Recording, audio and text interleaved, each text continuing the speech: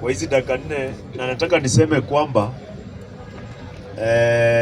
nataka nianze na mambo ya Haiti, alafu niongee kuhusu economy ya Kenya, status of our economy. Kule Haiti tumepoteza kijana wetu mwingine kule Haiti ambaye ameuawa na magenge ya majambazi huko, na mimi nimeshinda kusema kwamba vita ya Haiti haina faida kwa Wakenya. We do not share a border with Haiti. We have no interest in Haiti. We don't know what Ruto is after. Ni kwa maslahi yake ama ni nini? Tunatafuta nini Haiti? Why are our boys dying in Haiti? Why Al-Shabaabs are killing people in Mandera as we speak right now? Mbona watu wanauawa Mandera? Al-Shabaab wameua watu 8 jana, I think. KWS 8. Na maskari wetu wako Haiti kwa vita ambazo hazituhusu. Vita za kufurahisha Ruto. Unajua kuna vitu zingine ambazo zinafanyika Kenya hazina maana kabisa. Because we have a president, an incompetent president. I even saw him talking about incompetence. Nikashindwa, can Ruto really lecture anybody about incompetence? If you are incompetent, everybody you are pointing chini yako atakuwa incompetent. Everybody. Tumefanya reshuffle every week, weekly reshuffles. Tumeongeza position za ma-PS wakuwe wengi. Tumechagua economic advisors wengi ambao hawana kitu ya kuadvise. President anawaadvise instead. All those reshuffles will not help. You cannot reshuffle incompetence. You cannot reshuffle mediocrity from one department to another. It is inconsequential. It is insignificant.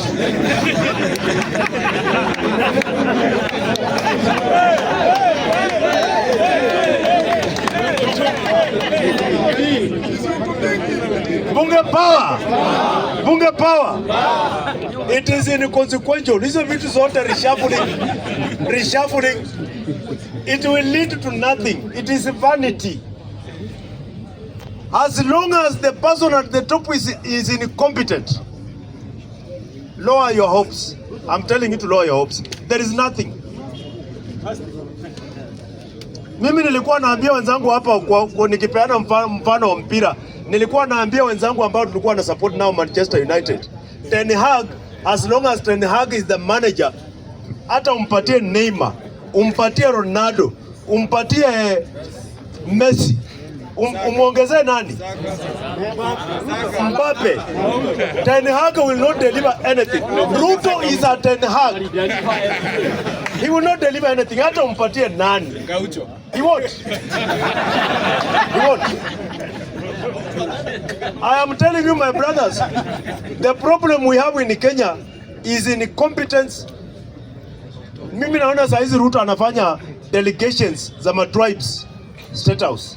Vitu ambazo Moi alikuwa anafanya miaka ambayo ilikuwa and the new constitution was supposed to address tribal delegations kwenda kupiga magoti State House wakiomba barabara. Katiba mpya ilikuwa inasuluhisha hiyo. You cannot unite people. You can't unite people by meeting tribal delegations. You will only unite Kenyans by improving healthcare, by improving education, by improving security, by improving food security. That is the only way to unite Kenya. There is no any other formula. Hakuna ingine. And I want to tell you that I said here and I want to repeat. Namaliza, Mr. Speaker. I want to repeat. We are in what we call an equal society. An equal society.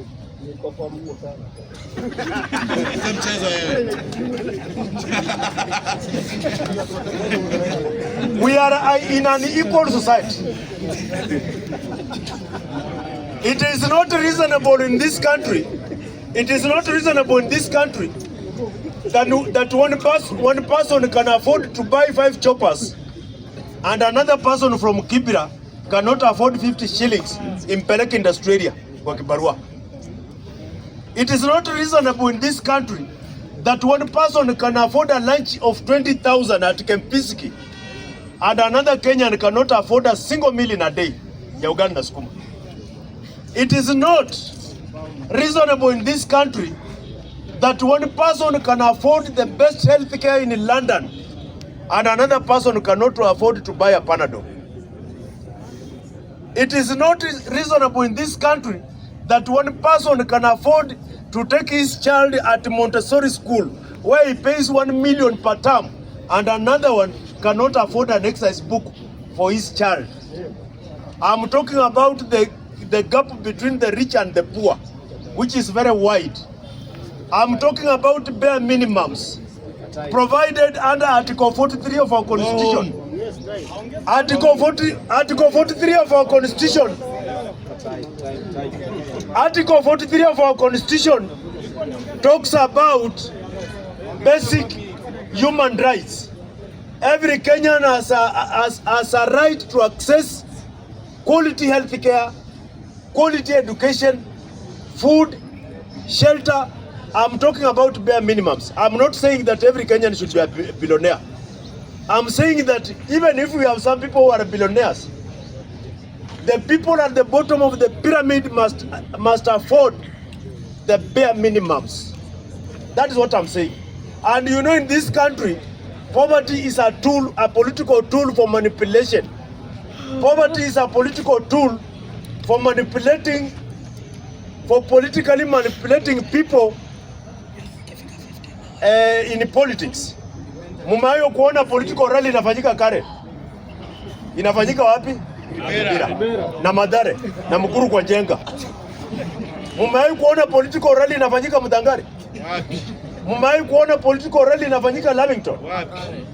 Because that is why they must keep us poor in slums, so that they can continue manipulating us politically and also using religion. Niliona Pastor Nganga ameniingilia ati mimi nashambulia makanisa. I want to say this.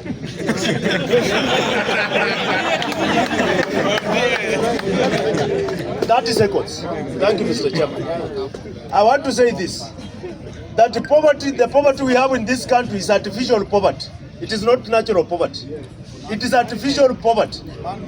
Man-made poverty. Ruto. Because we do not need the government to feed us. We don't want the handouts from the government. We want the government to provide a conducive environment for people to thrive. That is the only thing we are asking. Are we asking for too much? We are not asking for too much. But finally, what I'm saying, there is nothing that will help Ruto. I'm gonna grace period here 2 years to steal all that he wants, to reshuffle everything, to create positions, to create a wider, what we call a wider broad-based. Let him do all that he wants. But Kenyans have decided that Ruto will go home in 2027. Kenyans across the board. Wachana na wale wachache wanapiga kelele 10 bila break, 10 bila break, 10 bila break. Hao ndio wanapiganga kelele ya kusema 10 million strong, 10 million strong. Kura yao haijawahi fanya rais na haitafanya mtu akuwe rais. Asanteni sana.